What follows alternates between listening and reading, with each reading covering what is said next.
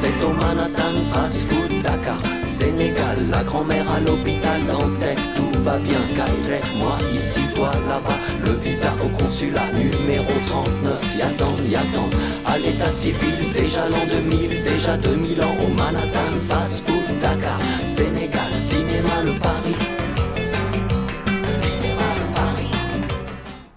Hey guys, welcome to Aarti Paarti. Isn't it gorgeous? I mean, all of you who say that LA doesn't have seasons, it does too. Look, it's raining. It's a season. And these are my favorite days in LA because it gets cool and then you just want to bundle up at home under a blanket and drink some tea. And that also means that you can start making stews and soups and things that take for a long time, including roasts. So I'm gonna make I Ain't Chicken Chicken. It was the very first recipe I ever wrote, and I'll tell you the whole story about it later. But the cool thing about this is you don't need an hour and a half to roast a chicken. You can just buy a couple of chicken breasts on the bone. So yeah, you can see they still have a little bit of bone on them. And the reason that that's important is that they'll come out juicier. Don't know why. Write and tell me, scientists, but they do. Plus, they're also cheaper. And I find that a lot of people don't like dark meat anyway, so when you make a roast chicken, they're all battling over the breasts, so you may as well just buy a bunch of breasts and then you're done with it, right? Oh, I have an itch now and I don't want to touch my face. Okay. The other thing about these chicken breasts is that these are kosher chicken breasts, which means they've sort of been semi-brined already. That means they'll come out juicier, moist, more flavorful. If you can't find the kosher kind, just get the regular kind. They're fine. They'll still come out yummy. Or if you want, you can buy the regular kind and brine them yourself. What an interesting idea. And you can do it using this very simple formula. No, this is my show, so move it down. Yeah, okay. So use this very simple formula and just brine your chicken breast for like half an hour and then wash them off and you're good to go. I'm going to flavor the chicken with butter, and I'm going to throw all kinds of stuff in that butter too to make the chicken taste really good. So the first thing you need to do is turn your oven on to 500 degrees and then grab yourself one of these broiler pans. This one just came with my oven. You know, it has like one of these thingies and then it has a little thing underneath, and then I lined it with foil. And in fact, what you could do is grab a bunch of potatoes and cut them about this thick and put them in here as well with some oil, and then you'll get roast potatoes with your chicken. So easy. So I'm going to flavor mine with some kind of different stuff. Some cardamom, some orange, and some ginger.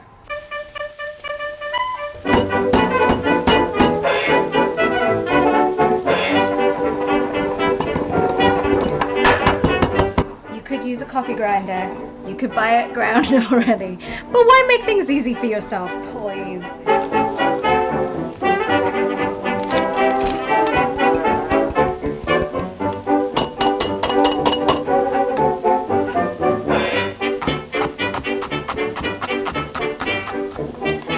So good. Now I will say, I know that some of you may not be able to get cardamom and all that jazz, may be too expensive and stuff. You can put whatever you want in here. You can just put like 16 cloves of garlic in it if you want. The butter is just a vehicle for your imagination. Just put whatever you want in there. So you have to get a little intimate with your chicken. I know some people don't like to touch it, but just get over it, okay? You're gonna eat it, it's gonna be lovely, just get over it.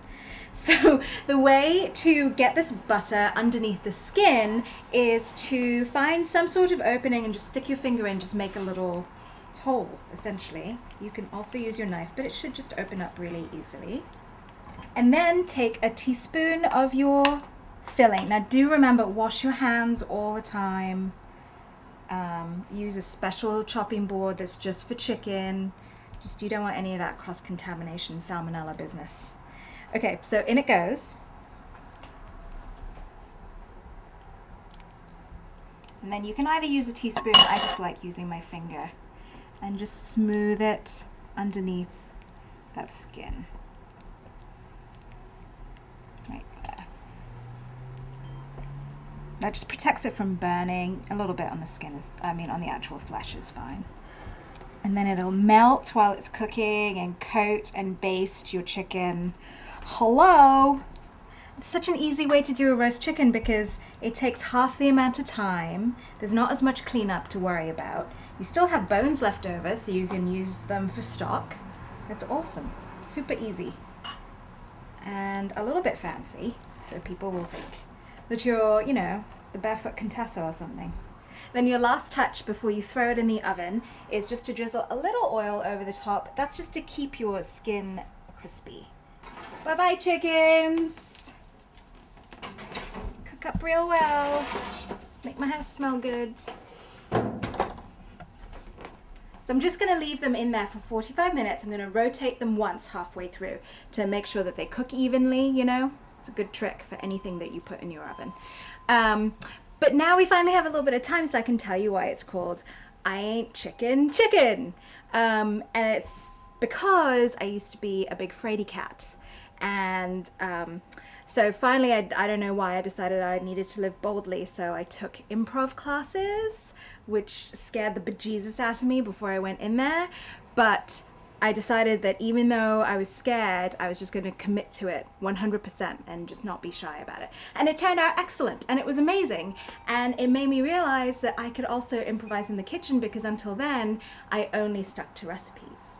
Yeah, that was only 2 years ago. And then since then, I've come up with all this stuff. It's amazing. So take an improv class, will ya? At the Hot House, preferably, in North Hollywood. Chick, chick, chick, chick, chicken, play a little egg for me. Chick, chick, chick, chick, chicken, I want one for my tea. Oh, I haven't had an egg since Easter, and now it's 3:30. So, chick, chick, chick, chick, chicken, play a little egg for me.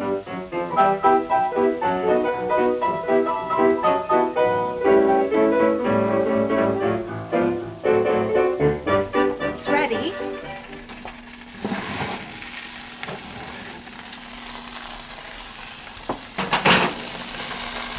Pretty good. So I'm just going to let them sit for about 5 minutes just to sort of calm down a little bit before we slice them, otherwise all the delicious chicken juice is going to go everywhere. Okay, time to slice. Now, this is the only part that makes my heart beat really fast, is the slicing. Alright, so I hope I can do it. Now the thing to remember is that when you check your chicken, if you're using a meat thermometer, is don't let your meat thermometer touch the bone, because then it's going to register way hotter than what it actually is. So it should be 160 or so. That's when you know your chicken's cooked.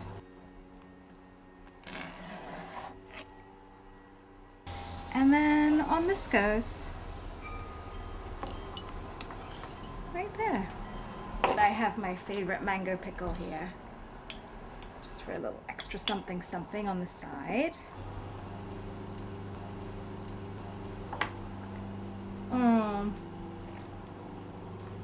It's so yummy. The orange and the cardamom go so well together. It's kind of bittersweet because cardamom has that sweetness to it, but a slight bitterness to it. Yum yum, that's so good. And it came together. Excuse me, it came together so quickly, you know? So now the next time that Sunday rolls around and you have to roast a chicken, now you know what to do. Looks so good. So give it a go. Let me know what you think. Don't be chicken about it. I'll see you next week. So good.